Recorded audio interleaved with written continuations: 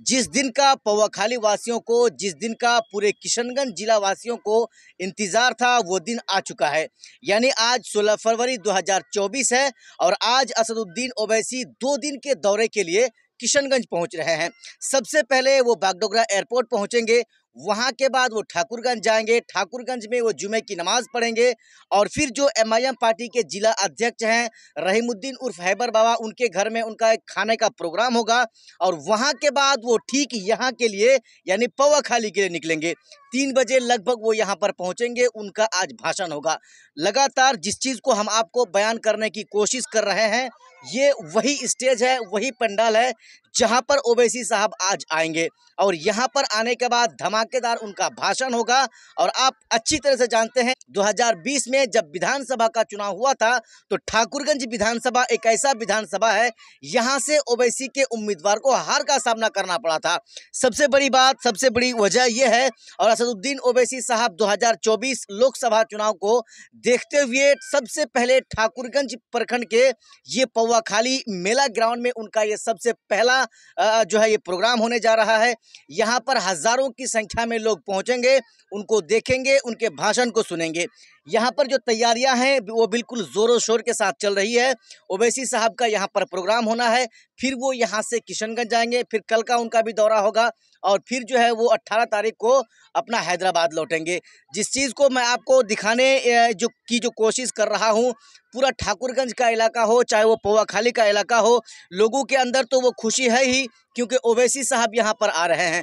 ये सबसे पहली मर्तबा ये मौका पौवाखाली के लोगों के लिए ये उनके सामने आया है कि ओवैसी साहब यहाँ पर प्रोग्राम करने आए हैं। हालांकि उनको इससे पहले भी कई एक प्रोग्राम यहाँ के लिए जो है उनको बुलाया गया तो था और वो प्रोग्राम फिक्स नहीं होने के कारण ठीक लोकसभा चुनाव से पहले पहले ओवैसी साहब जो है यहाँ पर आज आ रहे हैं। लोकसभा का चुनाव बिल्कुल करीब है और तमाम पार्टियों की तरफ से जो सरगर्मियां हैं चुनाव को लेकर के वो तेज कर दिया गया है। भले इसमें ओवैसी साहब कैसे पीछे रह सकते हैं, अख्तरुल इमान साहब उनके उम्मीदवार होंगे। यहाँ पर जो है तैयारियां जोरों शोर के साथ चल रही हैं। जो किशनगंज जिले के जिला सचिव हैं उनसे वो भी यहाँ पर मौजूद हैं। चलिए हम उन लोगों से 2 सवाल करेंगे और जानने की कोशिश करेंगे कि ओवैसी साहब यहाँ पर कब आएंगे और कितने बजे आएंगे। हालांकि लोगों को बेसब्री से यहाँ पर ओवैसी साहब का इंतजार हो रहा है।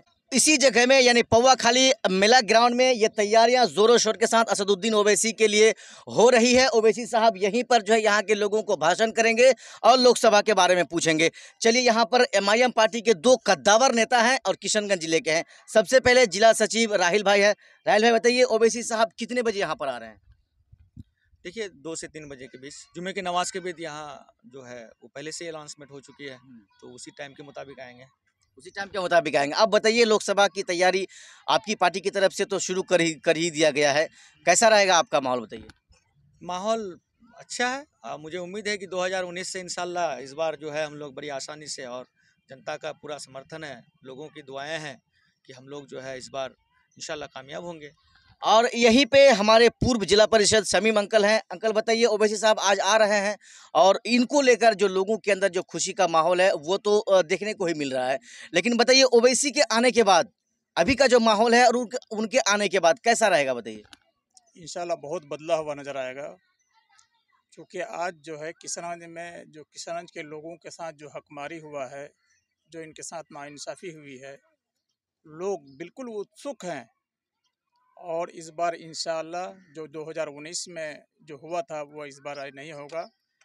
लोगों से मेरी बात हुई है इलाके में, लोगों ने ये बताया कि 2019 में हम लोगों से गलती हो गई, इंशाल्लाह ऐसी गलती इस बार नहीं करेंगे। चूँकि लोगों को ये बात समझ में आ गई है कि हमारे इलाके में चाहे वो राजद के लोग हो, कांग्रेस के लोग हो, नीतीश कुमार के लोग हो, सब लोगों ने नाइंसाफ़ी किया है। और इस सरकार और एक आम पब्लिक, इसका रिश्ता क्या है? रिश्ता ये है कि हम भाई टैक्स देते हैं आपको, हम आपको टैक्स देते हैं, उसके बदले में आप हमको सहूलत देते हैं। तो आप जो सहूलतों का आप जब आकलन करेंगे और ज़िलों से और अजला से आप जब करेंगे, तो आप पटना जाइए, औरंगाबाद जाइए, जहानाबाद जाइए, कहीं भी जाइए आप, वहाँ आपको ऐसा मिलेगा कि हम वो लोग कहीं और है और हम बहुत पीछे हैं उन लोगों से। अभी आप देख लीजिए दरभंगा मेडिकल कॉलेज में ऑलरेडी एक मेडिकल कॉलेज है, फिर वहाँ पर क्या एम्स दिया जा रहा है। और हमारे यहाँ तो लोगों को ये बात समझ में आ गई है कि हमारे साथ अभी अलीगढ़ मुस्लिम यूनिवर्सिटी का मामला है।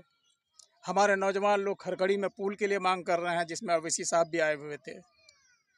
तो लोगों को ये बात समझ में आ गई कि ऐसा कुछ नहीं है। हमारे यहाँ के लोग हैं कि ऐसा ये लोग समझ रहे हैं कि बस ये पुलिया रोड यही विकास है।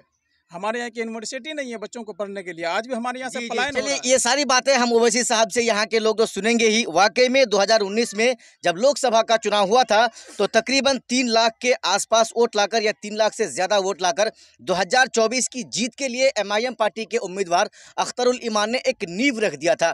क्या इस बार जब चुनाव 2024 में होगा तो यहाँ के लोग उसको खुलकर वोट करेंगे या नहीं करेंगे, ये तो आने वाला समय बताएगा। लेकिन यहाँ का जो माहौल है, यहाँ का जो लोगों का रुझान है, अब ओवैसी के आने के बाद, आज के प्रोग्राम के बाद वो बिल्कुल बदल जाएगा, ऐसा लग रहा है। बाकी आपने हमारा इस पूरा वीडियो को देखा, आप हमें ज़रूर बताएं, अपनी राय ज़रूर दें।